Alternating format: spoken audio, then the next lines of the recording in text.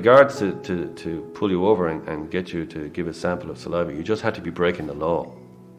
Now that's a very it's a very wide ambit. The 2010 Act allows them to demand a saliva sample from anyone who's breaking the law.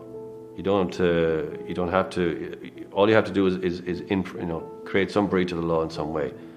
I've had people who've been not using their indicators coming out of a petrol station as a pretext to stop them and demand a saliva sample, and then they give a saliva sample, and if it shows up, they're being arrested.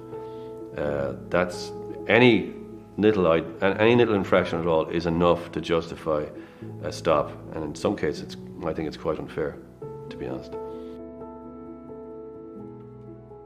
Well, if you fail the breath test, you're brought to the local station, and then you're asked to either you're brought to the intoxilizer room, or the room where the intoxilizer machine is kept, and then you're brought through the process of blowing into that machine to give what's known as 2 specimens of your breath.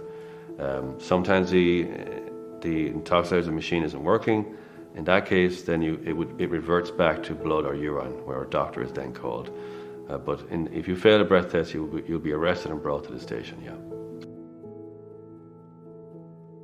But the mandatory ones mean you must provide. Yeah. And what happens if you refuse? If you refuse, you can be arrested and brought to the station, and then you'll be asked to give a specimen of blood or urine or breath at that point. People sometimes think, well, if I don't give a sample, they've got nothing to test, and if they've nothing to test, they can't prove that I had anything in my system. And that's true, but if you fail or refuse to give a sample, you're going off the road for 4 years, which is the outside maximum. The maximum you could be ever put off the road for in drink or drug driving and blood, urine or breath is 3. But if you refuse, you get 4. It's really punished if you refuse. So the idea you might avoid it by not giving a specimen is absolutely disastrous. You'll get more than the maximum for that.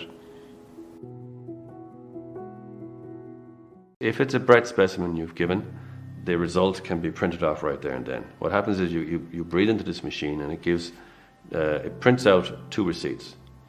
And what's supposed to happen in that case is that the guard is presented with these 2 receipts that are printed out. That guard signs both, gives them to you. You then sign in the place provided for you, both. You must sign them. And then that's given back to the guard. And then the guard gives you one, and he keeps one, or she keeps one. That's what happens then. And in that case, then you'll be probably charged and brought to court within 2 weeks or maybe the next day.